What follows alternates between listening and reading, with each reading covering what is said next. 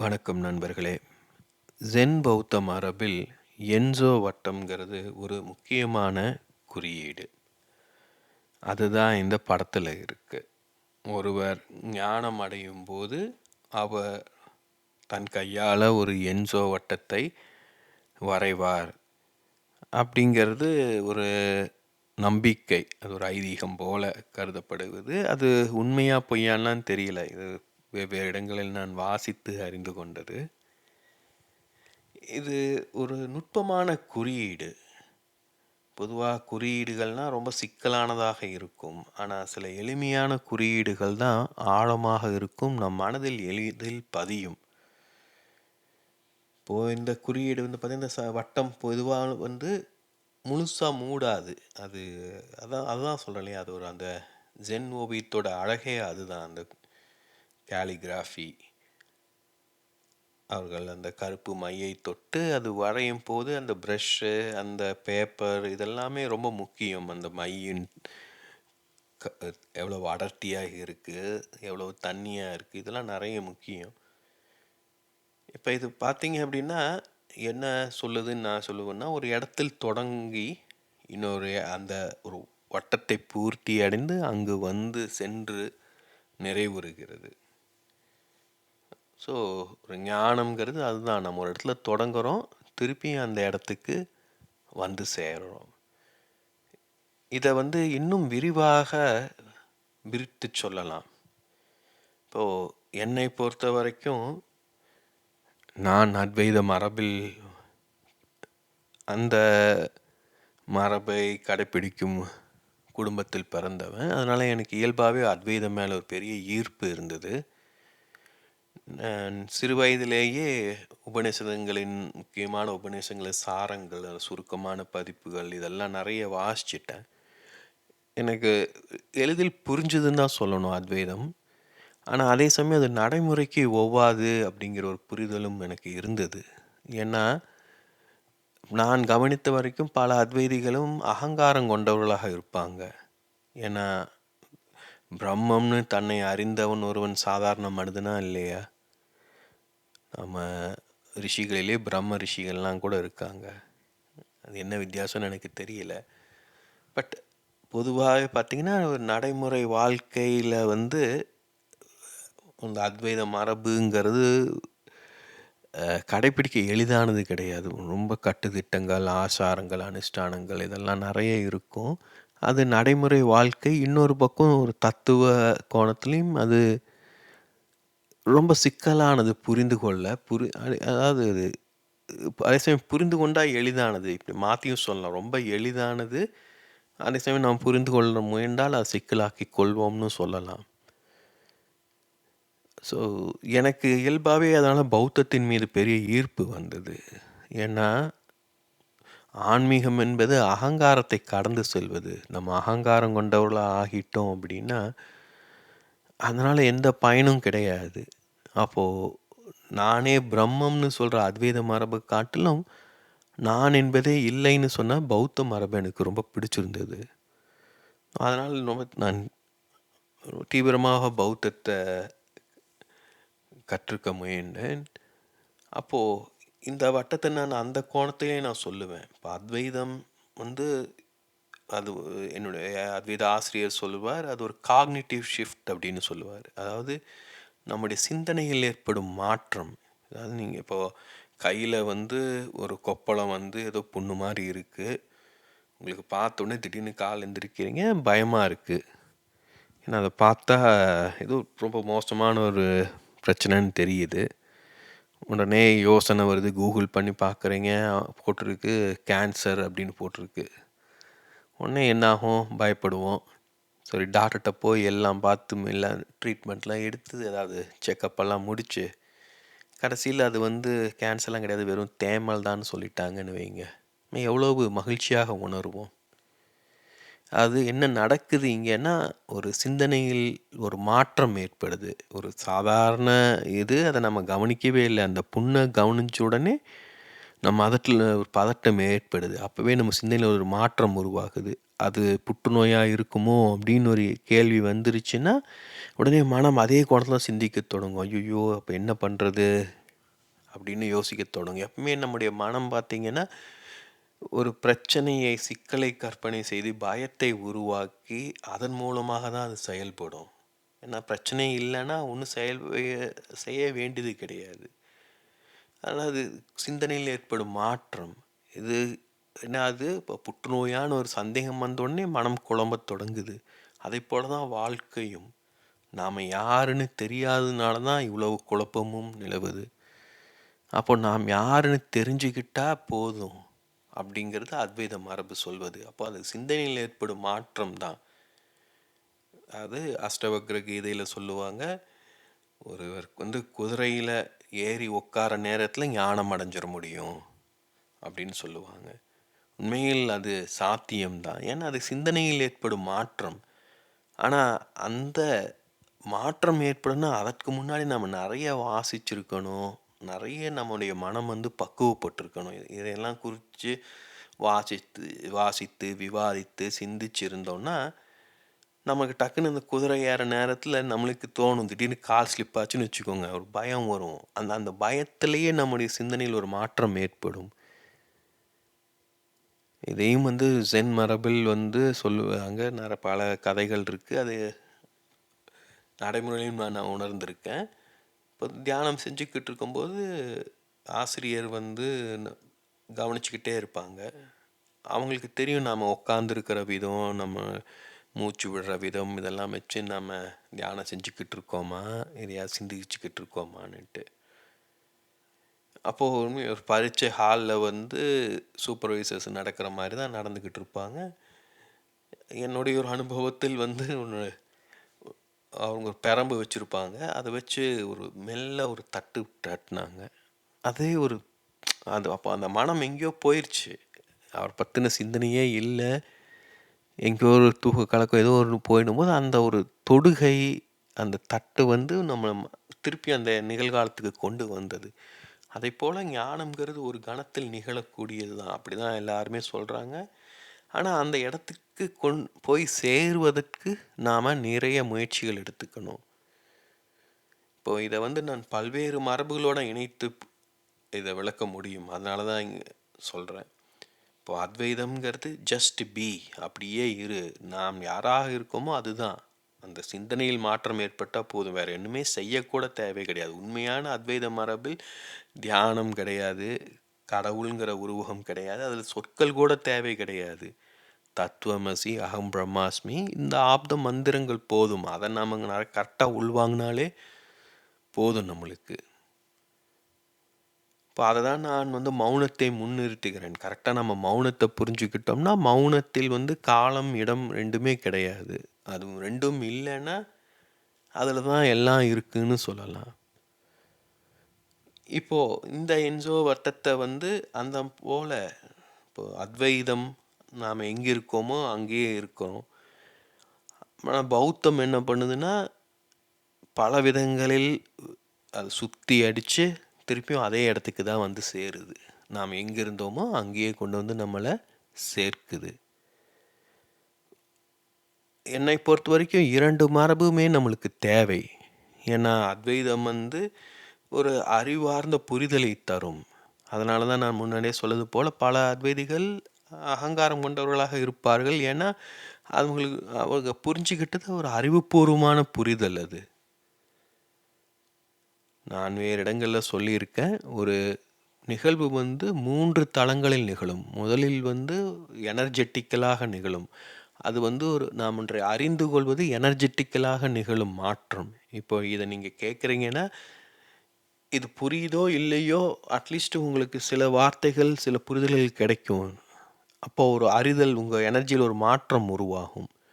இதை நீங்கள் கூர்ந்து கவனிக்க தொடங்கினீங்க, உங்களுக்கு புரிய தொடங்குச்சுன்னா அது உங்களுடைய சிந்தனையில், உங்கள் மனதில் மாற்றத்தை ஏற்படுத்தும். அதை அடுத்து 3ஆவதாக மிக சிக்கலானது, அந்த மாற்றத்தை நம்ம உடலில் உணர வேண்டும். இந்த 3மே ரொம்ப முக்கியம். அதை தான் நான் அறிதல், புரிதல், உணர்தல்னு சொல்கிறேன். முதல்ல அறிந்து கொள்ளணும். இதெல்லாம் எவ்வளோ பேர் அறிந்து கொள்வதில் ஆர்வம் காட்டுறாங்க? வெகு சிலர். அந்த வெகு சிலரில் சிலர் புரிந்து கொள்வார்கள். புரிந்து கொள்ளும்போது அந்த மனதில் அந்த மாற்றம் ஏற்படும். இப்போ ஒரு விதத்தில் அத்வைதிகள் பலரும் அது அவங்களையும் பல லெவல் இருப்பாங்க. நெறைய பேர் வெறும் வாசிச்சுட்டு ஒரு 8ஆம் வகுப்பு மாணவன் வந்து 5ஆம் வகுப்பு மாணவனுக்கு சொல்லித் தருவது போல சொல்லிக் குடுத்துட்ருப்பாங்க. சிலர் அவற்றை நல்லா உணர்ந்திருப்பாங்க. இப்ப என்னுடைய அத்வைத ஆசிரியர் அடுத்த கட்டத்தைச் சேர்ந்தவர் நான் சொல்லுவேன். அதாவது அவங்களுக்கு புரிதல் இருக்கும். நன்றாக ஆழமான புரிதல் இருக்கும். அது வந்து ஒரு ஆழமான புரிதல். அது சொற்களை கடந்த புரிதல் அது. அவங்க கிட்ட பேசும்போது அத நமக்கு உணர முடியும், அந்த ஆழத்தை. இப்போ என்னுடைய குரலிலும், நான் பேசுவதிலும் கூட நீங்க பலரும் உணர்ந்திருக்கக்கூடும். அதனால தான் இவ்வளவு கவனம் தந்து நீங்க கேட்குறீங்க. இவ்வளோ பேர் சப்ஸ்கிரைப் பண்ணி பார்த்துட்ருக்கீங்க. இப்போ அந்த புரிதல்ங்கிறதும் பலருக்கும் நிகழக்கூடும். 3வதாக அந்த உடலில் உணர்வது. அதுதான் முக்கியமான விஷயம். அது வந்து இதுவரைக்கும் பல மரபுகளிலும் அது பேசப்படுவது கிடையாது. அது பௌத்த மரபில் வந்து அந்த தியானம் மூலமாக அது படுது. ஏன்னா, நம்ம உடலில் உணரும்போது தான் நாம நிகழ்காலத்துல இருப்போம். உடல் தான் நிகழ்காலத்துல இருக்கு. நம்முடைய சிந்தனை எங்கேயோ பறந்து திரிஞ்சுக்கிட்டு இருக்கும். இப்போ நம்மளுடைய பொதுவா நம்ம வந்து பார்த்தீங்கன்னா, வாழ்க்கை குறித்து எதுவுமே யோசிப்பதே கிடையாது பலருக்கும். இப்ப அவங்கள வந்து விட்டுறலாம். அப்புறம் சிலருக்கு வந்து வாழ்க்கை குறித்த கேள்விகள் இருக்கும். அவங்கள வந்து நம்ம ஒரு சாதகர்ன்னு சொல்றோம். இது என்ன? அது என்ன? இது சரியா? இது தவறா? வாழ்க்கைனா என்ன? எப்படி வாழ்வது? அப்படிங்கிற கேள்விகள் இருக்கும். சிலருக்கு வந்து அந்த கேள்விகளுக்கு நேரடியான விடைகள் மற்றவர்கள் தரணும்னு எதிர்பார்ப்பாங்க. சிலர் தாங்களாக தேடணும்னு எதிர்பார்ப்பாங்க. தாங்களாக தேடணும்னு எதிர்பார்ப்பவர்கள் தான் அடுத்த கட்டத்துக்கு நகருவாங்க. இப்ப இது முன்னாடியே சொன்னது போல, இது இது வந்து ஒரு விதமான அறிவார்ந்த புரிதல் இதெல்லாமே. இப்போ எல்லாருக்குமே வாழ்க்கையில குழப்பங்கள் வரும், கேள்விகள் வரும். பலரும் வந்து பார்த்தீங்கன்னா, அத 2 விதங்கள்ல தான் அணுகுவோம். ஒருத்தர் வந்து ஒரு ரொம்ப பிராக்டிகலா இருப்பாங்க. சரி என்னத்த பண்றது? அப்படி மேனேஜ் பண்ணிட்டு போலாம் அப்படின்ட்டு. குறிப்பா பெண்கள் வந்து அத்தகையவர்கள். சிலர் வந்து அத குறித்து ஆழமாக யோசிப்பாங்க. ஏன் இப்படி நடக்கணும்? ஏன் அப்படி நடக்கணும்? ஏன் எனக்கு மாத்திரம் இப்படி நடக்கணும்? கேள்விகள் கேட்டு தெரிந்து கொள்ள முயற்சிப்பவர்கள். அவர்கள் அறிவைக் கொண்டு சிந்திப்பவர்கள்னு சொல்லலாம். ஒரு ஆண்கள்னு சொல்லலாம். ஒன்று வந்து அன்பின் வழி, இன்னொன்னு அறிவின் வழின்னும் சொல்லலாம். இப்ப இந்த 2ம் இணையணும். அந்த 2ம் இணையும் இடம் வந்து உடல். இப்போ அன்பு கொண்டவர்கள் வந்து பார்த்தீங்கன்னா, பெரும்பாலும் உடல்ல மட்டும் தான் கவனம் இருக்கும் அவங்களுக்கு. ஆனா அவங்க வாசிக்க வேண்டியது இருக்கு. அதாவது உடலின் மூலமாக அவர்கள் எல்லாவற்றையும் உணர முடியும். அப்படியும் இருக்காங்க. ஆனா அவங்க உணர்வத அவங்களால வெளிப்படுத்த முடியாது. அப்ப வெளிப்படுத்த முடியாது, அவர்களை மற்றவர்களுக்கு புரிய வைக்க முடியாது. மற்றவர்களுக்கு வழிகாட்ட முடியாது, உதவ முடியாது. அதேபோல அறிவு மட்டுமே மையமாக கொண்டு செயல்படுபவர்கள் நெறைய சிந்திப்பாங்க, நெறைய பேசுவாங்க. ஆனா அவர்களுக்கு அதை குறித்த ஒரு உணர்வோ, ஒரு ஆழமான புரிதலோ இருப்பது ரொம்ப குறைவு. இப்போ அவங்களும் வந்து பார்த்தீங்கன்னா, தத்துவம் இதுலயே இப்போ அத்வைதம் போன்றவற்றிலேயே வந்து தீவிரமான, ஆழமான தத்துவம் இருக்கு. பௌத்தத்திலயும் தத்துவ மரபுகள் இருக்கு. அதையெல்லாம் குறித்து அவர்கள் அறிந்து கொள்வார்கள். ஆனா இந்த 2ம் இணையும் போது தான் அது முழுமை கொள்ளும். அந்த அறிவும், அன்பும் 2ம் கலக்கும்போது தான் அனுபவம் உருவாகுது. அதன் மூலமாக தான் ஒரு முழுமையான ஞானம் கிடைக்கும். இல்லாட்டி எல்லாமே அரைகுறையா தான் இருக்கும். நம்ம முன்னாடியே சொன்னது போல உடலின் மூலமாக நெறைய பேர் உணரலாம். நம்முடைய மரபிலேயே சித்தர்கள் போன்றவர்கள் வந்து பார்த்தீங்கன்னா, அவங்களுக்கு ஏதோ ஒரு புரிதல் கிடைச்சிருக்கு. அவ்வளவுதான். ஆனா அது அவர்களால சரியாக, தெளிவாக, துல்லியமாக வெளிப்படுத்த முடியல. அப்படி பல மனிதர்கள் இருக்காங்க. அதேபோல இன்னொரு பக்கம் வந்து பல நூல்களையும் வாசிச்சு எல்லாத்தையும் அறிவுபூர்வமாக அறிந்து கொள்வார்கள். அறிந்து கொண்டதுனாலேயே அவங்களுக்கு தெரியும்னு நெனைப்பாங்க. இப்ப சிவப்பு அப்படின்னு ஒரு வார்த்தை நம்மளுக்கு தெரிஞ்சிருச்சு. உடனே நம்ம நெனச்சுக்கிறோம் சிவப்புன்னா நம்மளுக்கு தெரியும்னு நெனச்சுக்கிறோம். சஷிமி அப்படின்னு சொல்றேன். சஷிமிங்கிறது ஒரு ஜப்பானிய உணவுங்கிறேன். உங்களுக்கு ஒண்ணு புரிஞ்ச மாரி இருக்கும். அது என்னன்னு துல்லியமா சொல்ல முடியுமா? இப்போ ஒரு 4, 5 ஃபோட்டோவ காமிச்சு இதில எது சஷிமின்னு கேட்டா சொல்ல முடியுமா? இப்போ இதெல்லாம் தான் இந்த இந்த இந்த வித்தியாசங்கள் தான் மிகவும் முக்கியம். நம்ம இங்கெல்லாம் தான் திணறிட்டு இருக்கோம்.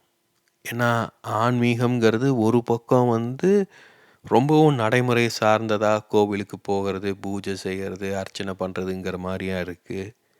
இன்னொரு பக்கம் முழுக்க முழுக்க ஒரு தத்துவ கோணத்தில் வாழ்க்கையை விட்டு விலகியதாக இருக்குது. இப்போ இந்த இரண்டையும் இணைத்து நாம் கொண்டு வர வேண்டிய கட்டத்தில் இருக்கோம். நாம் வந்து ஒரு அதீத நம்பிக்கை கொண்டவர்களாக எல்லாவற்றையும் கண்ணை மூடிட்டு நம்புறவங்களாக இருந்தோம்னா, நாம் கேள்வி கேட்டு சந்தேகப்பட்டு நம்முடைய அறிவை விருத்தி செய்து கொள்ள வேண்டும்.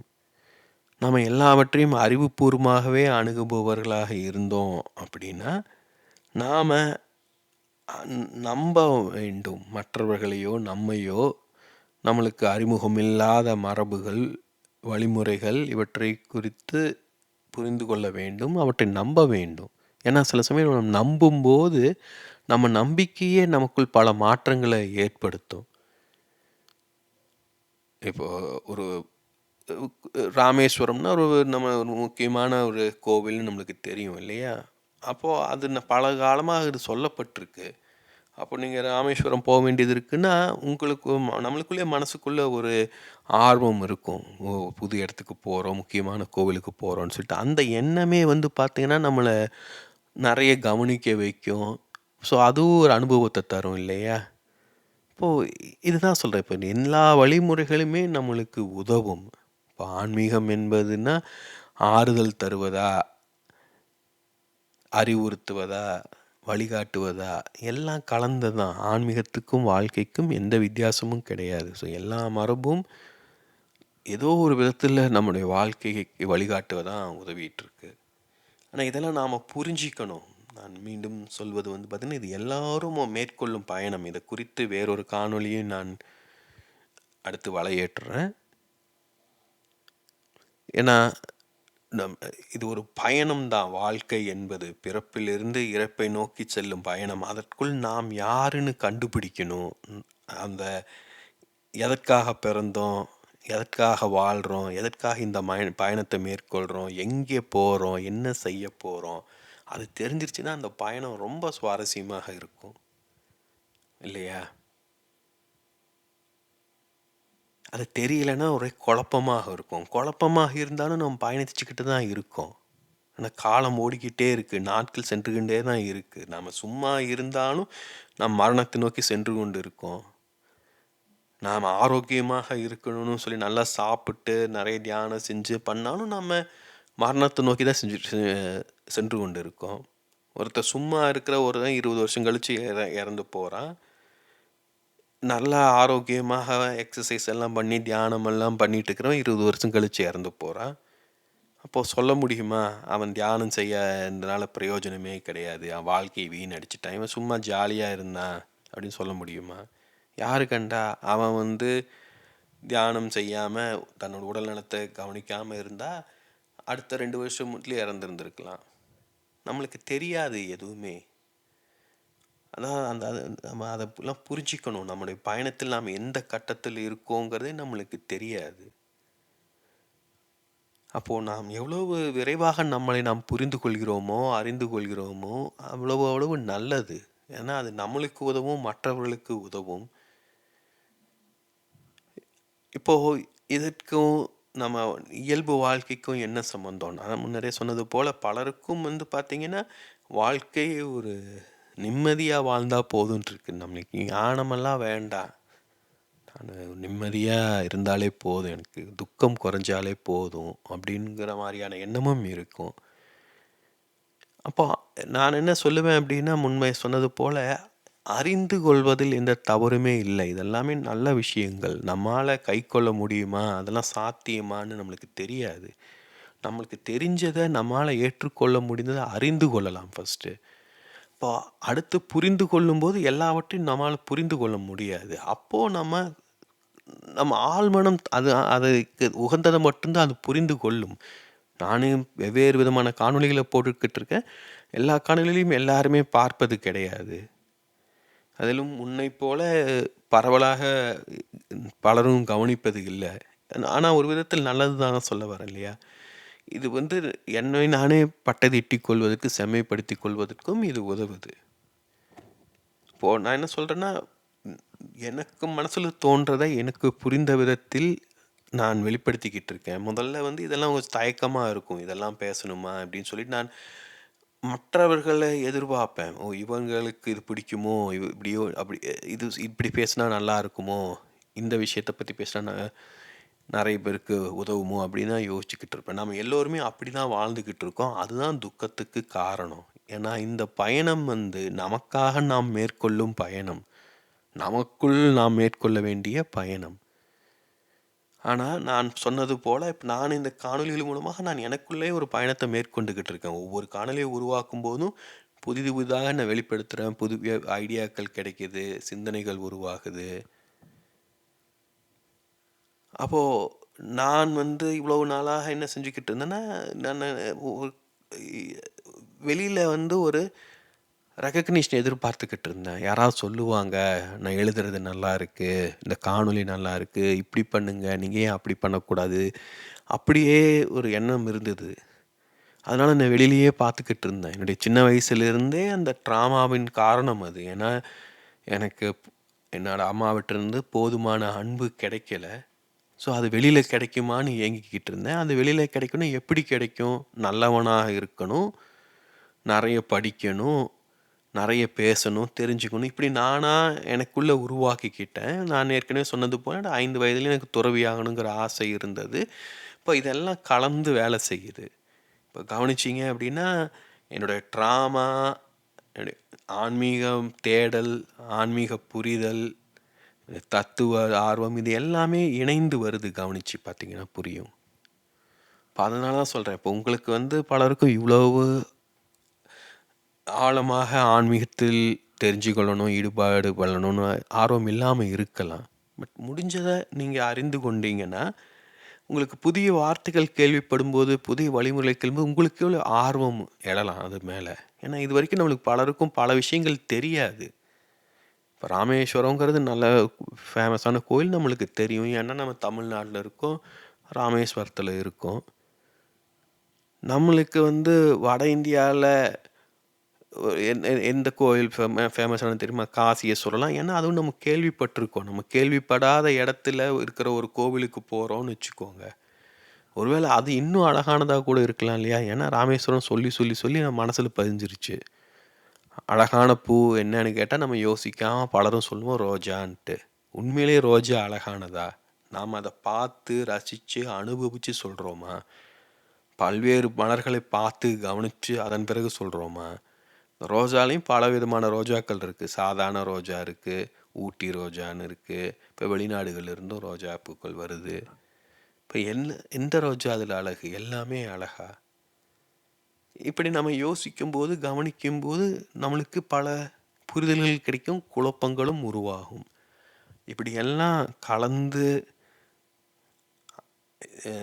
அதன் பிறகு தெளிவது தான் ஒரு பயணமும் கூட. உண்மையில் பயணம் என்பது நாம் எங்கேயுமே செல்ல தேவை கிடையாது. ஒரு அழகான எனக்கு பிடித்த கதைகளில் ஒன்று, ஒரு சாதகன் ஒருவன் என்ன போல ஆன்மீக தேடலில் ஈடுபட்டிருந்தான். அவனுக்கு தெரியல யாரை போய் பார்க்குறது, எங்கே போய் தேடுறதுன்ட்டு. ஸோ யாராவது வழிகாட்டுவாங்களான்னு காத்துக்கிட்டு இருந்தான். நிறைய வாசித்து வெயிட் பண்ணிக்கிட்டே இருந்தான். ஒரு நாள் அவங்க ஊருக்கு ஒரு சாது ஒருத்தர் வர்றாரு. எல்லாருமே போலி சாமியார்களாக இருக்காங்கன்னு சொல்லிட்டு இவனு பெருசாக கண்டுக்கலை. ஆனால் கொஞ்ச நாள் போக போக அவர் கொஞ்ச நாள் தங்குறாரு. தெரிய வருது அவர் சாதாரண ஆள் இல்லைன்ட்டு. உடனே அவர்கிட்ட போய் இந்த மாதிரி தன்னுடைய வேண்டுகோளை சொல்கிறான். எனக்கு நான் ஆன்மீக தேடலில் இருக்கேன், எனக்கு குரு எடுத்து வேணும், ஆனால் எங்கே கண்டுபிடிக்கிறதுன்னு தெரியல. அவர் சொல்கிறாரு, நீ இப்படியே யோசிச்சுக்கிட்டு இருந்தீன்னா நடக்காது, நீ செயலில் இறங்கணும். வீட்டுக்குள்ளேயே உட்காந்து யோசிச்சுட்டு இருந்தா எப்படி இவனோட குருவை கண்டுபிடிக்க முடியும்? பட் இவன் சொல்கிறான், எல்லா குருக்களும் பொய்யா இருக்காங்க, அந்த நல்ல குரு கிடைக்கலன்னா தவறான ஆள்கிட்ட சிக்கிட்டா அதனாலேயே வாழ்க்கை வீணாயிடுமே அப்படிங்கிற. இல்லை, நான் சொல்கிறேன் உன்னோட குரு இப்படியெல்லாம் இருப்பார்னு சொல்லி அவர் சில அறிகுறிகளெல்லாம் சொல்கிறாரு. உடனே இவன் ரொம்ப மகிழ்ந்துடுறான். நான் நினச்சேன் நீங்கள் ஒரு நல்ல மனிதர் அப்படின்ட்டு தோணுச்சு, நீங்கள் சொன்னதுக்கு நன்றி, நான் போய் என்னோடய குருவை தேடுறேன்னு சொல்லிட்டு கிளம்பி போகிறான். அவர் சொன்னதெல்லாம் அந்த குருவை அடையாளம். அவர் ஒரு மரத்துக்கடியில் இருப்பார், இந்த மாதிரி உடை அணிஞ்சிருப்பார் அப்படின்லாம் அவர் சொல்லியிருக்காரு. இவனும் ரொம்ப தேடி போகிறான். இவன் முதல்ல தொடங்கும்போது ஏன்னா ஒன்றுமே வழிகாட்டுதலே இல்லாமல் இருந்தது. யார் குரு என்னன்னே தெரியல. அவர் சில இந்த மாதிரி சில அடையாளங்களை சொன்ன உடனே ஒரு வழிகாட்டுதல் கிடச்சிருச்சின்னு ஒரு நம்பிக்கை வந்தது. உடனே கிளம்பிட்டான். ஆனால் கொஞ்சம் நாளாக ஆக அவனுக்கு கொஞ்சம் சலிப்பு தட்ட ஆரம்பிக்குது. ஏன்னா அவர் சொன்ன அடையாளங்கள் ஒன்று அவ்வளோ துல்லியமாக இல்லை. அந்த அடையாளத்தை பார்த்தா ஊரில் 1000ல் 4-5 பேர் அப்படி அந்த அடையாளத்தை வச்சு கண்டுபிடிச்சிட முடியும். ஸோ இவனுக்கு ரொம்ப சுற்றி சுற்றி பார்க்குறான். இவனுக்கு ஒரு நாள் திடீர்னு ஒரு சந்தேகம் வருது, ஒரு காக்னிட்டிவ் ஷிஃப்ட் வருது. ஒருவேளை அந்த ஆளே ஒரு ஃப்ராடோ அப்படின்ட்டு. ஆமாம் அப்படிங்கும்போது அவனுக்கு ஒன்றே ஆமாம் டக்குன்னு மனசில் தோணுது. ஆமாம், ஏன்னா இவன் எவ்வளோ புக்கு படிச்சிருக்கான். இவன் வந்து சாதாரண ஆள் இல்லை, அவரும் சாதாரண ஆள் கிடையாது. அதனால் நல்லா அவனுக்கு மனசை புரிஞ்சுக்கிட்டு இவனை குழப்பி அடிச்சிட்டாரு. ஏன்னா துல்லியமான ஆள்னா இடத்தையாவது சொல்லியிருக்கலாம்ல. இடமெல்லாம் சொல்லலை அவர். ஏதோ மரங்கிறாரு, இப்படி உடை அணிஞ்சிருப்பார், அவர்கிட்ட போனால் இப்படி வாசம் வரும்னா என்ன அது? அவனுக்கு இப்போ தான் சிந்திக்க தொடங்குறான். ஐயோ, திருப்பியும் முட்டாள்கிட்ட போய் மாட்டிக்கிட்டோமே, இதுதான் ஏன்னா அவனுக்கு புரிதல் வருது. ஓ, நான் தெளிவாக தான் இருந்திருக்கேன், இதான் குழப்பி அடிச்சிட்டாங்கன்னு சொல்லிட்டு சரி இனிமேல் பேசாமல் ஊருக்கு போயிடலான்னு சொல்லிட்டு ஊருக்கு போகிறான். ஏன்னா இது அவனுக்கே இதே ஒரு பெரிய ஞானம் போல் இருந்தது. ஞானம் அந்த ஊருக்கு வந்துக்கிட்டே இருக்கான். வரும்போது பார்த்தா 20-30 வருஷம் ஆயிடுச்சு. ஊரில் நிறைய மாற்றங்கள் இருக்குது. ஊருக்குள்ளே வந்துக்கிட்டு இருக்கும்போது பார்த்தா திடீர்னு அந்த சாமியார் சொன்னதை போன்ற ஒரு மரம் தட்டுப்படுது. இவனுக்கு மனசுக்குள்ளே திக்குன்னு இருக்குது. இன்னொரு காக்னிட்டிவ் ஷிஃப்ட் நடக்குது. உடனே ஒரு பயமும் உருவாகுது உள்ள. உடனே வேகமாக ஓடுறான். ஆனால் அதே மாதிரி அந்த மரத்துக்கு கீழே அவர் சொன்ன அதே மாதிரி உடை அணிந்த ஒரு சாமியார் உட்காந்துக்கிட்டு இருக்காரு. எனக்கு ஒன்றுமே புரியலை. ஏன்னா அவனோட ஊர், அந்த அந்த மரம் அவன் இருந்தபோது இருந்ததா இல்லையான்னு தெரியல அவனுக்கு. ஆனால் எல்லாமே பொருந்தி போகுது. உடனே ஓடி போகிறாரு. எனக்கு என்ன சொல்கிறேன்னு புரியல. அந்த சாமியாரை திட்டுறதா, இந்த சாமியாரை பார்த்துட்டோமேன்னு மகிழ்கிறதான்னு ஒன்றுமே புரியலை. ஓன்னு அழறான். அழுதுட்டு, உங்களை தான் தேடிக்கிட்டு இருந்தேன், ஒரு நல்ல ஒரு குரு வந்து சொன்னார் எங்களை இப்படி எப்படியெல்லாம் பார்க்கலான்ட்டு. கடைசியில் எங்கள் ஊர்லேயே நான் உங்களை சந்திப்பேன்னு தெரியல, 30 வருஷத்தை நான் வீணடிச்சிட்டேனே அப்படிங்கிறாரு. அவர் சொல்கிறாரு, இல்லை நீ 30 வருஷம், அதாவது நான் பக்குவப்படுறதுக்கு 30 வருஷம் ஆயிருக்கு அப்படிங்கிறாரு. உங்களுக்கு புரிஞ்சுதான்னு தெரியல. ஸோ ஒரு அழகான கதை, கொஞ்சம் யோசிச்சு பாருங்கள் இதை. இப்போ அதுதான் நிகழுது நம்ம எல்லோருக்குமே. உண்மையில் வந்து ஞானம் அடைவதேங்கிற நம்ம மரபில் வந்து வீடு பேருன்னு தான் சொல்கிறாங்க. நம்ம வீட்டை கண்டடைவது. நாம் வீடு எதுன்னு தெரியாமல் தேடிக்கிட்டு இருக்கோம்.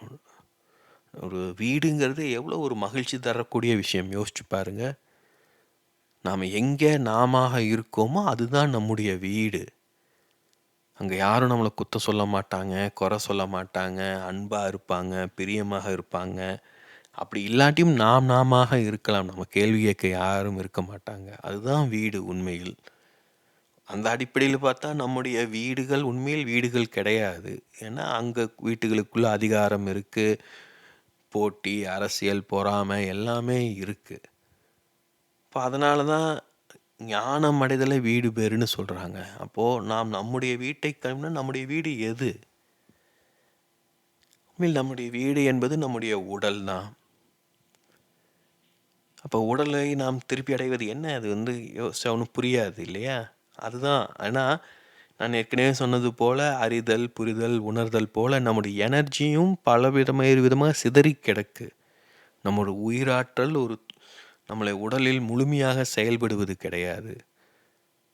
நம்முடைய உடலில் இருக்கும் கீழே இருக்கும் 3 சக்கரங்களும் பூமியோடு பிணைந்திருக்கின்றன. மேலே இருக்கும் 3 சக்கரங்களும் விண்ணோடு பிணைந்திருக்கின்றன. நம்ம இதய சக்கரம் மூலமாக 2 ஆற்றலும் இணைந்து உலகோடு தொடர்பு கொள்ள உதவுகின்றன. இப்போ இந்த உயிராற்றலெல்லாம் நம்ம உடல் சரியாக கிரகித்து கொள்ளணும், அது செயல்படணும் அப்படின்னா, நம்முடைய அகங்காரம் இருக்கக்கூடாது, நம்முடைய ஆழ்மனம் தெளிவாக இருக்கணும், மனம் குழப்பம் இல்லாமல் இருக்கணும். நிறைய விஷயங்கள் இருக்குது. ஏன்னா மனம் குழம்பிக்கிட்டு இருந்ததுன்னா எனர்ஜி வந்து சைக்கிக் எனர்ஜியாக லீக் ஆகும். நம்ம துக்கத்தில் ஆழ்ந்திருந்தோம்னா அதுவும் வந்து ஒரு அடர்த்தியான எனர்ஜியை உருவாக்கி நம்ம செயல்பட விடாமல் செஞ்சிடும்.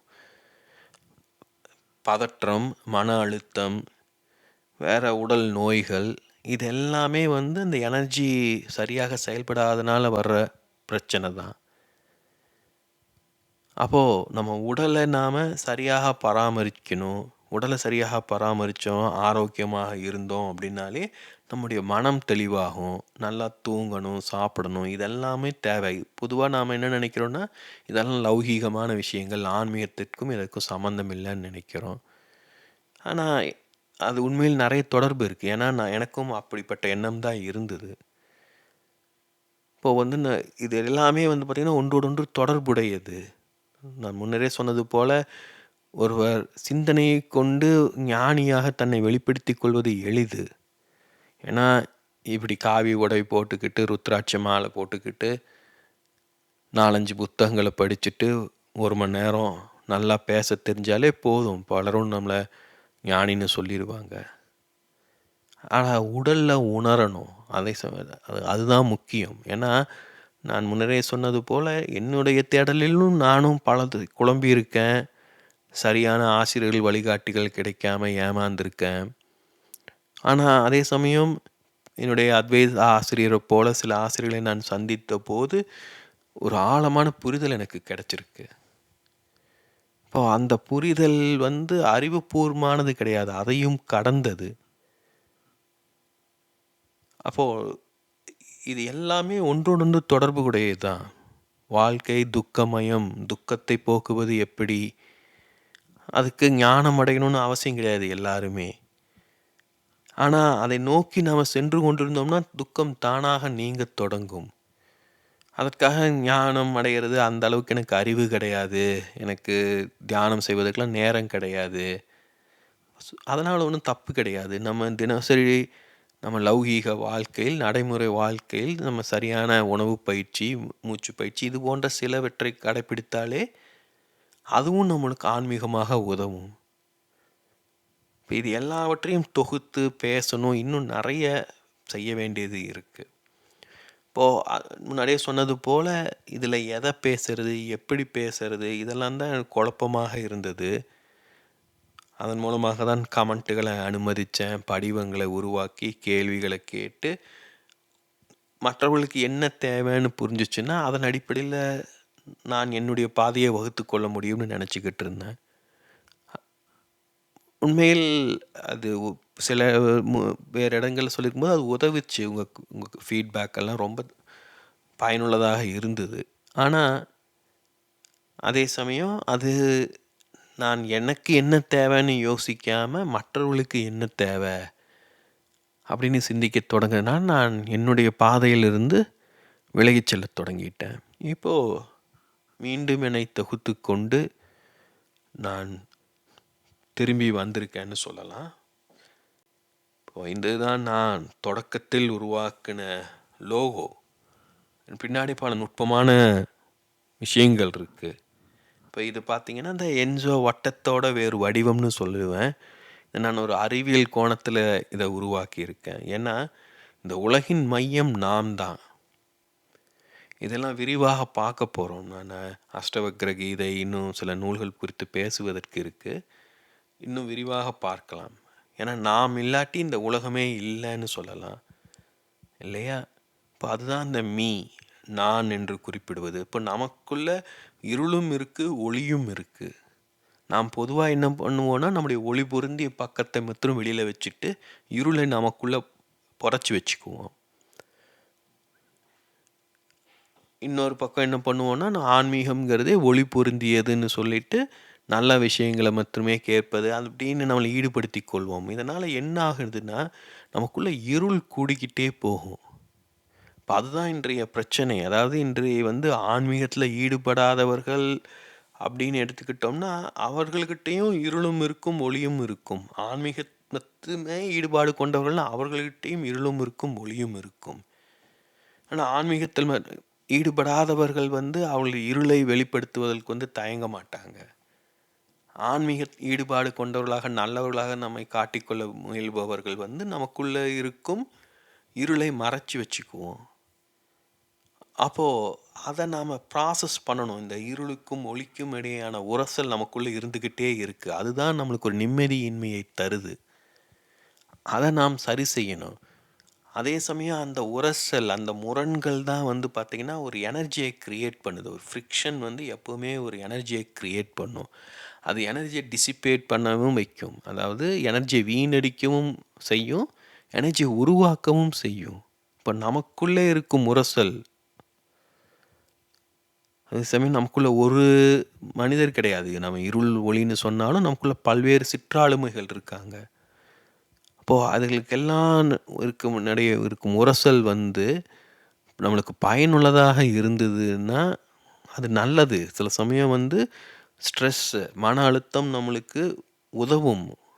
இப்போது ஒரு கார் எடுத்துக்கிட்டிங்கன்னா, கார் டயரில் என்ன இருக்குது? காற்று. டயருக்கு வெளியில் இருக்கிறதும் காற்று தான் இல்லையா? என்ன அந்த டயருக்குள்ளே அது இன்னும் அழுத்தத்தை கொண்டு செறிவுபடுத்தி இருக்கும் அந்த காற்றை. அதனால தான் அது டயர் நல்லா ஓடுது. காற்று இறங்குச்சுன்னா டயர் ஓடாது இல்லையா? வண்டி ஓடாது. இப்போ அந்த மன அழுத்தம்ங்கிறது ஒரு நம்மால் கட்டுப்படுத்தக்கூடிய அளவு இருந்தது, அதை கட்டுப்படுத்தும் திறன் நமக்கு இருந்ததுன்னா அதை சரியாக பயன்படுத்த முடியும். நம்ம வாழ்க்கையில் வெற்றி பெறுவதற்கு எதையாவது செயலை செய்யணும், கவனம் செலுத்தணும் அப்படின்னா நமக்குள்ள ஒரு அழுத்தம் இருக்கணும் கண்டிப்பாக.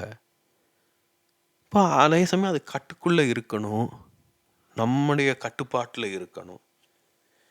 அதே போலவே நம்முடைய எண்ணங்கள், நம்முடைய எதிர்பார்ப்புகள், ஏக்கங்கள், தேவைகள் இது எல்லாமே பார்த்திங்கன்னா நம்மை சுற்றி இருப்பவர்களிடம் உரசலை ஏற்படுத்தும். ஸோ ஃப்ரிக்ஷன் நமக்குள்ளேயும் நிகழும், நமக்கு வெளியிலையும் நிகழும். பல சமயம் நமக்குள்ளே நிகழ்கிறத தான் நம்மளுக்குள்ளேயே ஒரு கோபமும் எரிச்சலும் இருக்குன்னு அதையே வெளியில் காட்டுவோம். வெளியிலே கோபம், எரிச்சல் அப்படிங்கிற சூழல் இருந்தால் அது நமக்குள்ளேயும் உருவாகும் இல்லையா? இப்போ அப்படி தான் நம்ம எனர்ஜியை நாம் கிரகித்து கொள்கிறோம். நமக்கு சுற்றி இருக்கிற எனர்ஜியை கிரகித்து கொள்கிறோம், நமக்குள்ளே இருக்கிற எனர்ஜியை நம்ம வெளியேற்றுறோம். இப்போது இதன் அடிப்படையில் பார்த்திங்கன்னா, என்னுடைய பழைய காணொளிகள்லேயே இப்போ போன சேனல்லாம் கவனிச்சிருந்தீங்கன்னா தெரிஞ்சிருக்கும். பல்வேறு விதங்களில் என்ன நான் வெளிப்படுத்த முயன்று கொண்டே இருக்கேன். வெவ்வேறு விதமான லோகோக்கள் உருவாக்க முயன்று கொண்டே இருந்தேன். இப்போ கடைசியாக இது முதல்ல உருவாக்கின அதே இதுக்கு சேர்ந்துருக்கேன். நானும் ஒரு சுற்றி அடைஞ்சிருக்கேன். இப்போ நம்ம எல்லோருமே அதை போன்ற ஒரு பயணத்தில் தான் நாம் இருக்கோம். முன்னரே சொன்னது போல் நம்ம எவ்வளோ சீக்கிரம் புரிஞ்சுக்கிறோமோ, வாழ்க்கையை எவ்வளோ ஆழமாக புரிஞ்சுக்கிறோமோ, மனிதர்களை அந்தளவு நம்மால் எளிதில் எதிர்கொள்ள முடியும், கையாள முடியும். இந்த வாழ்க்கையில் முக்கியமான மனிதர் நாம தான். நாம் ஆரோக்கியமாக நல்ல உடல் நலம், மனநலத்தோடு இருந்தால் தான் மற்றவங்களுக்கு நம்மால் உதவும் வழிகாட்ட முடியும். நம்ம பலரும் செய்யும் தவறு என்னன்னா, நம்மை நாம் கவனித்து கொள்வதில்லை, கண்டுகொள்வதில்லை. முன்னாடியே சொன்னது போல் நம்ம இயல்பாகவே பார்த்திங்கன்னா நம்ம எல்லோருமே ஒரு அன்பை, அரவணைப்பை, நல்ல மனிதர்களை எதிர்பார்த்துட்ருக்கோம், ஏங்கிக்கிட்டு இருக்கோம். ஏன்னா நம்மிடம் இருக்கும் குறைகள் நம்மளுக்கு தெரியும், பொய்கள் நம்மளுக்கு தெரியும். நாம் எல்லோருமே மனிதர்கள், மகான்கள் கிடையாது. யாருமே முழுமையான தூய்மையான ஆன்மாக்கள் கிடையாது. நாம் எப்போது உடல் எடுக்கிறோமோ அப்போதே நமக்குள்ள களங்கமும் உருவாகிடும். ஏன்னா உடலுக்குன்னு தேவைகள் இருக்குது. அந்த உடலின் தேவைகள் நிறைவேறினா தான் உடல் மகிழ்ச்சி கொள்ளும். ஆன்மீகம் என்பது உடலை கட்டுப்படுத்தி அதை வருத்துவது கிடையாது. அதுவும் சில சமயம் நம்மளுக்கு தேவைப்படும். ஏன்னா அதன் மூலமாக நம்ம மன உறுதியை வளர்த்து கொள்கிறோம். உடலை வருத்துவதன் மூலமாக நம்ம ஒரு ஃப்ரிக்ஷனை க்ரியேட் பண்ணுறோம். அதே சமயம் முன்னரே சொன்னது போல் அது நமக்கு பயனுள்ளதாக இருக்கணும். அதனால் என்ன பயன் அப்படின்னு தெரியணும். இதையெல்லாம் நாம புரிஞ்சிக்கணும். அதுதான் வெவ்வேறு வழிமுறைகள் இருக்கு. நெறைய பேசுவதற்கு இருக்கு. இனி புதிய புதிய கோணங்கள், வடிவங்கள், விதங்கள்ல நெறைய காணொளிகள உருவாக்குவதாக இருக்கேன், பேசுவதாக இருக்கேன். நான் அடிப்படையாக இதுதான் முக்கியம்னு நான் சொல்லுவேன். வாழ்க்கை ரொம்ப எளிமையானது தான். நானே சொல்லுவேன் பல இடங்கள்ல வாழ்க்கை சிக்கலானதுன்பேன். ஆனா வாழ்க்கை எளிமையானது. நாம தான் வாழ கற்றுக்கொள்ளணும். பொதுவா நம்ம ஆன்மீகம்னா, கடவுள்ட்ட போய் நமக்கு பிடிச்சத வேண்டி கேட்டுக்கொள்வது அப்படின்னு நெனைக்கிறோம். யோசிச்சு பாருங்க. ஒரு பெரிய பணக்காரர் இருக்காரு. நம்மகிட்ட சைக்கிள் இல்ல. சைக்கிள் கேட்குறோம் வாங்கி குடுத்துர்றாரு. ஒரு வேலை கேட்குறோம் வாங்கி குடுக்குறாரு. இப்ப அதே போல தானே கடவுளும். நம்ம கேட்கறத குடுக்குறாரு.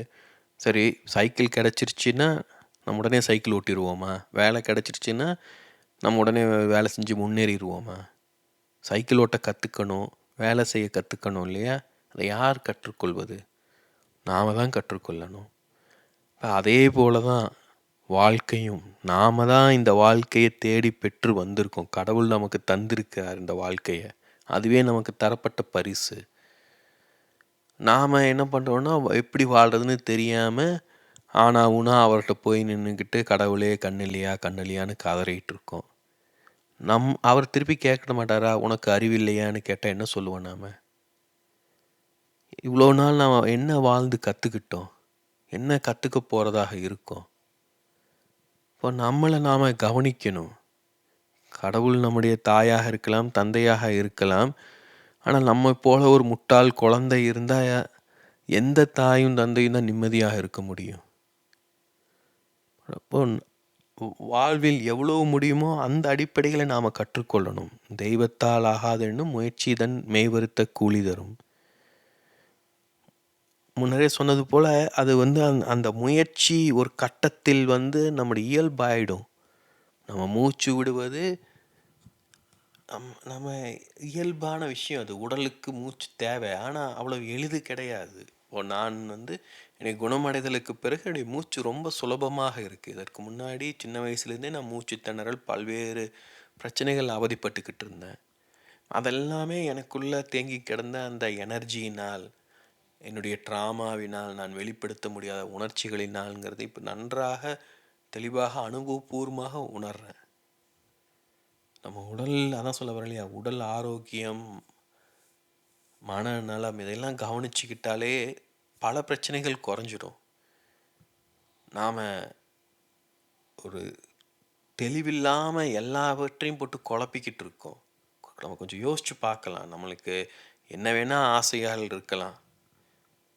வெளிநாட்டுக்கு செல்வது, ஒரு வேலை பெரிய வேலை கிடைப்பது, வீடு வாங்குவது, கார் வாங்குவது, ஒவ்வொருவரும் அவருடைய தற்போதைய நிலை என்னவோ அதற்கேற்றாற்போல ஏதோ ஒரு ஆசை வச்சிருப்போம். ஏற்கனவே வெளிநாட்டில் இருக்கிறவங்க, ஏற்கனவே வீடு வச்சுக்கிறவங்க இன்னும் 4 வீடு வாங்கணும்னு தான் யோசிப்பாங்க. வேறு வீடே இல்லாதவர், வாடகை வீட்டில் இருக்கிறவர் வீடு அட்லீஸ்ட் ஒரு நல்ல வாடகை வீடு கிடைக்குன்னாவது ஏதாவது யோசிப்போம் இல்லையா? ஏதோ ஒன்று நம்ம யாருங்கிறதுக்கு ஏற்றாற்போல் நம்முடைய எதிர்பார்ப்புகள், ஏக்கங்கள் மாறிக்கிட்டே தான் இருக்கும்.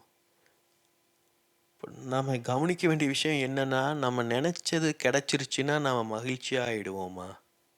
கொஞ்சம் யோசிச்சு பார்க்கணும் சீரியஸாகவே. ஏன்னா நம்ம பலர் வந்து நாம் இப்போ யாராக இருக்கோமோ அந்த நிலையிலிருந்து தப்பிச்செல்ல ஓடி போக தான் முயற்சிக்கிறோம், விரும்புகிறோம். இப்போ அதற்காக நம்ம என்ன வேணாலும் செய்ய தயாராக இருப்போம். ஆனால் அது வந்து சட்டியிலிருந்து குறித்து அடுப்பில் விழுகிறது போல், நம்ம இங்கிருந்து தப்பிக்கணும்னு நினச்சி எதையாவது அவசர கொடுக்கத்தனமாக பண்ணோம் அப்படின்னா, வேறு ஏதாவது இதை விட மோசமானதில் போய் மாட்டிக்கொள்ளக்கூடும். அதனால் தப்பிச்செல்லணுங்கிறத காட்டிலும் நம்ம நுட்பமாக கவனிக்கணும். நம்ம எது இயக்குது? இப்போ எல்லோருமே பயணத்தில் தான் இருக்கோம். சிலர் வேக வேகமாக ஓடிக்கிட்டு இருக்கோம். எதனால் ஓடுறோம்? பின்னாடி இருந்து யாராவது நம்மளை துரத்துறாங்களா? இல்லை முன்னாடி இருந்து ஏதாவது நம்மளை ஈர்க்குதா? யோசிச்சு பாருங்க. அது காலம் என்பது எல்லோருக்கும் பொதுவானது தான். எல்லாருமே 80 வயசு வரைக்கும் வாழ போகிறோம் தோராயமானு வைங்க. ஒருவர் வந்து 30 வயசுலேயே சொந்தமாக வீடு கட்டி கார் வாங்கி கல்யாணம் பண்ணி குழந்தைகள் பெற்று மகிழ்ச்சியாக இருக்கலாம். இன்னொரு 60 வயசில் தான் அவருக்கு வேலையே கிடைக்கிறதோ கூட இருக்கலாம். நான் சும்மா ஒரு எக்ஸ்ட்ரீமுக்காக சொல்கிறேன். ஸோ நம்ம இன்னொருவரோட ஒப்பிட்டு, ஓ அவர் பார் அவன் பண்ணிட்டான் இப்படி, நான் இப்படி இருக்கேனே, அது கிடையாது வாழ்க்கை. நாம் என்ன பண்ணோம், போன வருஷம் நாம் என்னவாக இருந்தோம், போன வாரம் நாம் என்னவாக இருந்தோம், நேற்று என்னவாக இருந்தோம், அதை விட இன்னைக்கு முன்னேறி இருக்கோமா, மாறி இருக்கோமா, வளர்ந்துருக்கோமா, அதையெல்லாம் செஞ்சுருந்தா நான் வாழ்ந்திருக்கோன்னு பொருள். அப்போ இன்னொரு விஷயம் வந்து பலருக்கும் வந்து பார்த்திங்கன்னா அந்த மாற்றம் நிகழ்வது கிடையாது, என்ன பண்ணுறதுன்னு தெரியறது கிடையாது. அதற்கு முக்கியமான காரணம் வந்து நான் நம்முடைய கடந்த காலத்தை இறுக்கி பிடிச்சிக்கிட்டு இருக்கோம், துக்கத்தில் ஆழ்ந்துட்டு இருக்கோம். நான் முன்வைப்பது வந்து முயற்சியற்ற முயற்சி, செயலற்ற செயல். ஏன்னா முயற்சியிலையும் செயல்லையும் வந்து அகங்காரம் உள்ளே புகுந்துக்கும். நம்ம பலரும் என்னென்னா துக்கத்தில் இருந்து போராடி சண்டை போட்டு வெளியில் வரணும்னு நினைக்கிறோம்.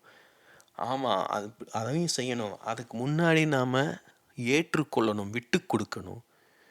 ஏன்னா துக்கம் என்பது ஒரு புதை மணல் போல், அதுக்குள்ளே விழுந்துட்டோம்னா நம்ம காலை உரைச்சி வெளியில் வர பார்த்தோம்னா அது இன்னும் நம்மளை ஆழமாக உள்ளே இழுத்துக்கிட்டே போகும். மாறாக அந்த கொஞ்ச நேரம் அதை விட்டீங்க அப்படின்னா அதுவே தானாக நம்மளை வெளியில் தள்ளி விடும். தண்ணியில் நீச்சல் அடிக்கும் போதும் இதெல்லாம் நீங்கள் கவனிச்சிருக்கலாம். நாமெல்லாம் ரொம்ப போராடணும் நீச்சல் தெரியாமன்னா சீக்கிரம் மூழ்கிடுவோம். நம்ம போராடாமல் இருந்தோம்னா அந்த தண்ணியே தானாக கொஞ்சம் மூச்சை உள்ளே இழுத்துக்கிட்டோம்னா நம்மளுக்கு உள்ள உடல் இருக்கும் காற்றுக்காக அந்த உடலை தண்ணி மேலே தள்ளி விடும். இப்போ அதை போல தான் நம்ம கவனிக்கணும். நம்மளுக்கு இதெல்லாம் தான் வாழ கற்றுக்கொள்வது என்பது. இந்த நுட்பங்கள் தான் வாழ்க்கை. நம்ம எவ்வளவு கார் வச்சுருக்கோம், வாட்ச் வச்சுருக்கோம், என்ன சாப்பிட்றோம், எவ்வளோ உடைகள் வச்சுருக்கோங்கிறதெல்லாம் கிடையாது. அதெல்லாம் ஏன் வச்சுருக்கோம், எதற்காக வச்சுருக்கோம், எப்படி பயன்படுத்துகிறோம், அதெல்லாம் நம்மளுக்கு மகிழ்ச்சி தருதா, அதுதான். இப்போ இது வந்து ஒரு நினைக்கும் போது ஒரு மலைப்பாக இருக்கலாம். ஆனால் 1000 காத பயணமும் நம் காலடியில் தான் தொடங்குகிறது. எங்கேயோ ஒரு இடத்துல நம்ம தொடங்கி ஆகணும். நாம் பிறக்கும் போதே நம்முடைய பயணம் தொடங்கிருச்சு. நாம் இறைப்பை நோக்கி சென்று கொண்டே தான் இருக்கோம். நாம் தயார் செய்து கொள்ளணும். நாம் சரி செய்து கொள்ளலை, சீர் செய்து கொள்ளலை அப்படின்னா மிக மோசமாக இருக்கும் நம்முடைய துக்கம். அதுவும் நம்முடைய மரபில் வந்து மறுபிறப்புலாம் சொல்லப்படுவது. இன்று வாழ்க்கை வந்து முடிந்து போவது கிடையாது. நாம் ஒன்று புரிஞ்சு கொள்கிற வரைக்கும் அந்த தவறை திருப்பி திருப்பி செஞ்சுக்கிட்டே தான் இருப்போம். அது நம்ம வாழ்க்கையிலே கவனிக்கலாம். நான் இந்த காணொலியை உருவாக்குறேன்னா நூற்றுக்கணக்கான காணொலிகளை உருவாக்கி பல தவறுகளை செஞ்சு அதிலிருந்து கற்றுக்கிட்டு புரிந்து கொண்டு தான் நான் இந்த காணொலியை உருவாக்கியிருக்கேன். அதை போல தான் நாம் இன்றைக்கி 40 வயசுக்கு வாழ்ந்துக்கிட்டு இருக்கோம் அப்படின்னா இவ்வளோ நாளாக செய்த தவறுகள் சரிகள் அவற்றின் அடிப்படையில் தான் நம்முடைய இன்றைய வாழ்க்கை அமைஞ்சிருக்கு. ஸோ அதை வந்து இன்னும் நாம் ஒரு பிரக்ஞையுணர்வோட கவனத்தோட கவனிக்க கற்றுக்கொண்டா, புரிந்து கொள்ள கற்றுக்கொண்டா, உணர கற்றுக்கொண்டா, வெளிப்படுத்த கற்றுக்கொண்டா நம்முடைய வாழ்க்கை மாறும். அந்த மாற்றம் உடனே பெரிதாக இருக்காது, சில சமயம் பெரிதாக இருக்கும், சொல்லவே முடியாது. அதான் நம்ம ஏற்கனவே நம்முடைய பக்குவம் என்ன, உங்களுக்கு ஏற்கனவே நிறைய ஆன்மீக ஈடுபாடு இருக்குது, நான் சொல்லும் பல விஷயங்களை குறித்து உங்களுக்கு தெரியும் அப்படின்னா உங்களால் எளிதில் புரிந்து கொள்ள முடியும். மாற்றம் விரைவில் நிகழலாம். அல்லது ஏற்கனவே உங்களுக்கு இதெல்லாம் தெரியுங்கும்போது இவன் என்னடா சொல்ல வந்துட்டான், ஏதோ உளறிக்கிட்டு இருக்கானே கூட மனசில் தோணலாம். ஒன்றும் தெரியாத ஒருவர் வந்து மிகுந்த ஆவலோடு கற்றுக்கொண்டு வேகமாக வளர்ந்து கூட முடியும். ஸோ இது எல்லாவற்றையும் பார்க்கலாம். நான் வேறு இடங்களில் சொல்லியிருந்தது போல் உளவியல், தத்துவம், ஆன்மீகம் இந்த கோணத்தில் நான் நிறைய பேசுவதாக இருக்கேன். பட் நிறைய திட்டங்கள் வந்திருக்கு தோணுது. இப்போ அது முன்னே சொன்னது போல் இது ஒரு தன்முனைப்பை கொண்டு செய்வது கிடையாது. ஒரு ஒவ்வொரு காணொளியை உருவாக்கும் போதும் அது ஒரு மனநிலையை உருவாக்குது, ஒரு உணர்வை தருது. அந்த நிலையில் இது வெளிப்படுது. இது என்னை பொறுத்த வரைக்கும் நான் ஏற்கனவே சொல்லியிருக்கேன். என்னுடைய மெய்ஞான அனுபவம் குறித்து எப்போ நான் அதை உணர்ந்தேன்ட்டு, எப்படி உணர்ந்தேன்னெல்லாம் எழுதியிருக்கேன். அது நிகழ்ந்து தோராயமாக 2 வருஷம் ஆச்சுன்னு சொல்லலாம். இப்போது ஏற்கனவே நான் சொல்லியிருக்கேன், என்னுடைய அத்வைத ஆசிரியர் 7-8 வருஷத்துக்கு முன்னாடியே நீ ஞானம் அடைஞ்சிட்டேன்னு சொல்லியிருக்காரு. இப்போ அது பார்த்திங்கன்னா, அவர் சொன்னது ஒரு அறிவார்ந்த ஒரு புரிதல். நான் இதுவரைக்கும் வாசித்தவை, அவரிடம் கேட்கும் கேள்விகள், அவரிடம் மேற்கொள்ளும் உரையாடல்கள், இதெல்லாம் கவனித்து அவர் அதை சொல்லியிருக்காரு. என்னால் அதை ஏற்றுக்கொள்ள முடியல. என்னோடய உள்ளுணர்வு அதற்கு இடம் தரலை. அப்புறம் அந்த ayahuasca அனுபவம் மூலமாக நான் அடைந்த அந்த மெய்ஞான உணர்வு, அனுபவம் என் மனதை மாற்றி அமைச்சது. எனக்கு புரிஞ்சுது. அப்போ தான் நான் எதற்காக பிறந்தேன், என்னுடைய வாழ்வின் நோக்கம் என்ன, நான் செய்ய வேண்டியது என்னங்கிற புரிதல் எனக்கு கிடைச்சிது. ஆனால் அது உடனே நான் அதுக்கு தயாராகலை. நான் தயாராகிட்டேன்னு நினச்சி எல்லாமோ பண்ணிக்கிட்டு இருக்கேன். கிட்டத்தட்ட 2 வருடங்களாக. நான் 2 வருடங்களாக தான் எழுதிக்கிட்டு இருக்கேன். 6 மாதங்களாக தான் காணொளிகளை உருவாக்கிக்கிட்டு இருக்கேன். இப்போது அதையெல்லாம் தொகுத்து நான் இப்போது அந்த புரிதலை என்னுடைய உடலில் உணர்கிறேன். ஏன்னா நான் முன்னே சொல்வது போல், நம்ம உடலில் வலி இருக்கும்போது, எனர்ஜி எங்கேயாவது தேங்கி கிடக்கும்போது அது நம் மனதை பாதிக்கும், நம்ம சிந்தனையை பாதிக்கும். அது நன்றாக தெளிவாக உணர்றேன். உங்களில் பலரும் என்னுடைய குரலில் மூலமாக, நான் பேசும் விஷயங்கள் மூலமாக, இதில் இருக்கும் தெளிவு, ஆழம் போன்றவற்றின் மூலமாக உணரக்கூடும். நீங்கள் பலர் நுட்பமான மனிதர்கள், நுண்ணுணர்வு மிக்கவர்கள் என்னை கேட்டுக்கிட்டு இருக்கீங்க. நீங்களே கவனிச்சிருக்கலாம், ஒரு எரிச்சல், சலிப்பு, ஒரு ஏக்கம் இதெல்லாம் இருந்து பழைய காணொளிகளில். நான் பலரை சில சமயம் கோவப்பட்டிருக்கேன், காயப்படுத்தி இருக்கேன்.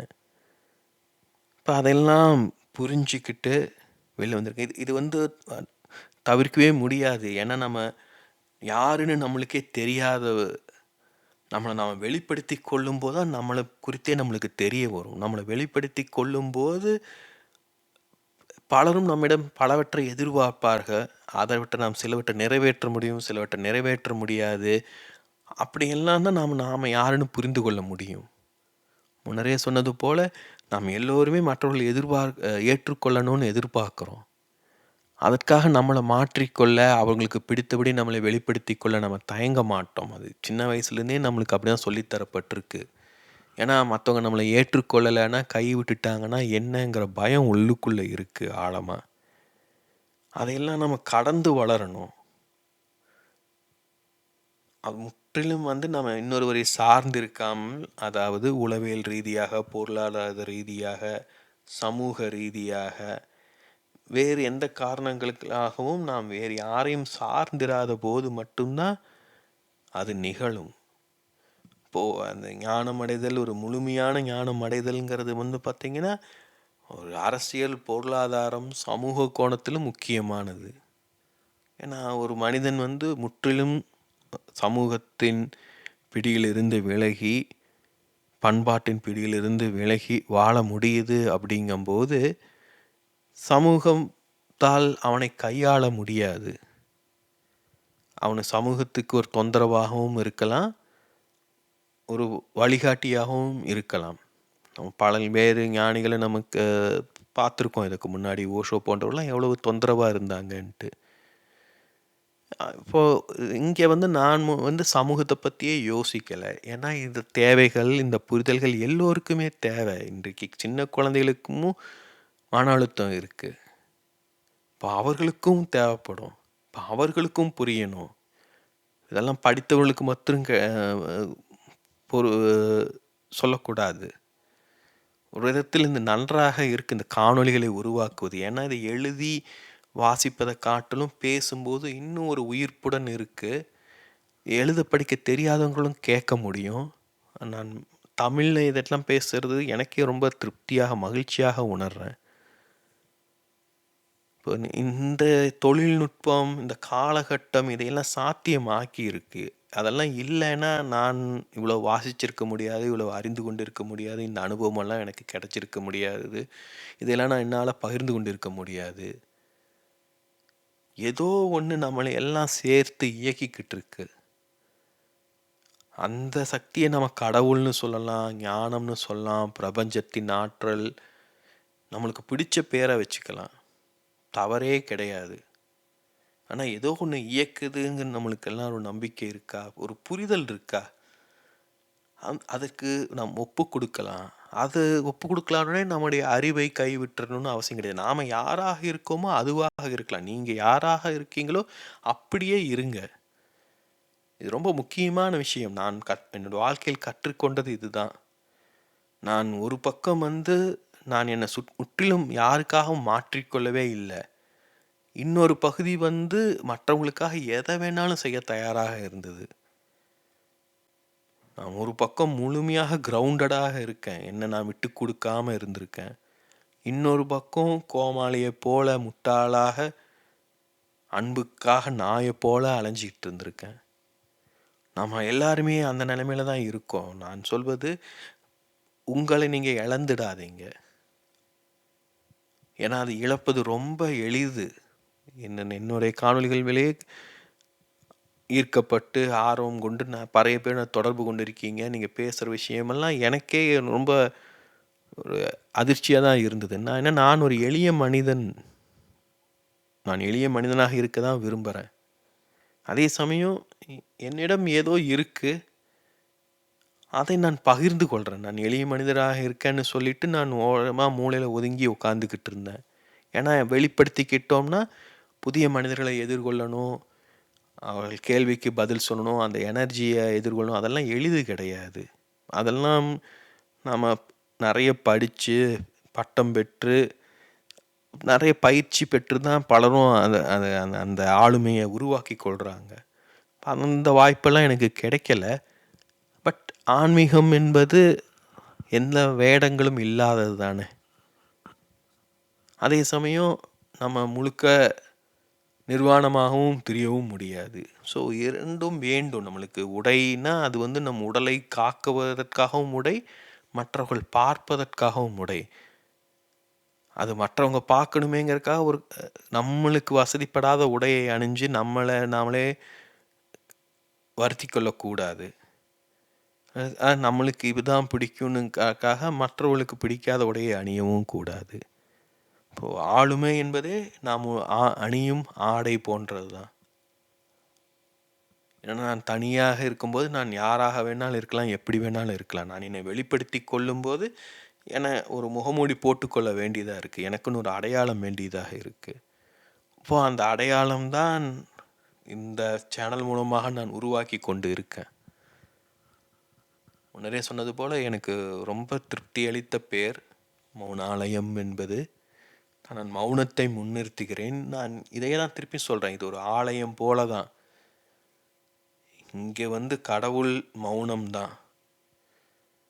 நீங்கள் எப்போ வேணாலும் எந்த காணொலியை வேணாலும் கேட்கலாம், இல்லை எதுவும் கேட்காம கூட இருக்கலாம். இந்த காணொலியில் இருக்கிற படங்களை மட்டும் கூட நீங்கள் பார்க்கலாம். நீங்கள் எப்போவெல்லாம் மௌனமாக இருக்கீங்களோ அப்போவெல்லாம் நீங்கள் என்ன உணர முடியும்? வாழ்க்கையை உணர முடியும், ஞானத்தை உணர முடியும், உங்களை நீங்கள் உணர முடியும். மௌனமாக இருக்கும்போது நாம் உணர முடியும். நாம் தான் எல்லாமே. நம்முடைய மரபில் சிவனே நிறுன்னு சொல்கிறது அதுதான். சிவனே நிறுனா சிவனை நினைத்து கொண்டு இருப்பது கிடையாது. நான் தான் சிவன், அன்பே சிவம்னு சொல்வதும் அதுதான். நான் அது வேறொரு விதத்துலையும் விளக்குவேன். சிவன் என்பது ஜீவன் என்ற வடமொழி சொல்லின் மறு. ஜீவன்னா உயிர், ஜீவாத்மான்னு சொல்லுது அதுதான். நம்மளோட உடலில் இருக்கும் அந்த உயிர் தான் நம்ம சொல்கிறோம் ஜீவாத்மான்ட்டு. அப்போது சிவனே நிறுனா அந்த உயிரை உணர்ந்தபடி நம் உயிர்ப்புடன் இருப்பதை உணர்ந்து கொண்டே இருந்தாலே போதும். அப்போ நம்ம எதுவும் செய்ய வேண்டாம், சொல்ல வேண்டாம், பாட வேண்டாம், ஆட வேண்டாம், ஒன்றுமே தேவையில்லை. நாமாக இருப்போம். அது ஒரு எளிது கிடையாது, ஒரு பயம் தரக்கூடிய விஷயம் உண்மையில். ஏன்னா யாராவது ஒருத்தர் கூட இருந்தால் நம்மளுக்கு ஒரு ஆறுதலாக இருக்கும், இதமாக இருக்கும். அது அது நம்ம நம்மளை நாம் பழக்கப்படுத்தி கொள்வது வரைக்கும், கற்றுக்கொள்வது வரைக்கும் அந்த இன்னொருவர் நம்மளுக்கு தேவைப்படும். அதே சமயம் அந்த இன்னொருவர் உடல் ரீதியாக இருக்கணும்னு அவசியம் கிடையாது, உணர்வு பூர்வமாகவும் இருக்கலாம். அதனால தான் இது ஒரு எக்ரோஹோர் மனநிலைன்னு சொல்கிறேன். அந்த எக்ரோஹோருங்கிறது நாம் உணர்வு நிலை. இந்த மௌனாலயத்துக்கு வரும்போது நீங்கள் அந்த உணர்வு நிலையை உணர முடியும். இப்போ அதை நோக்கி நாம் எல்லாரும் சேர்ந்து செல்வோம். இனி நான் உருவாக்கும் காணொளிகள் மூலமாக நான் என்னுடைய புரிதல்களை இன்னும் தெளிவாக, விரிவாக முன் வச்சிட்டு வருவேன். நீங்கள் உங்களுக்கு நான் முன்னாடியே சொன்னது போல் உங்களுக்கு எது உகந்ததாக இருக்கோ அதை கேளுங்க, அதை ஆழமாக புரிந்து கொள்ளுங்கள். அது எப்படி அடுத்த கட்டத்துக்கு எடுத்து செல்ல முடியும்னு கவனியுங்க.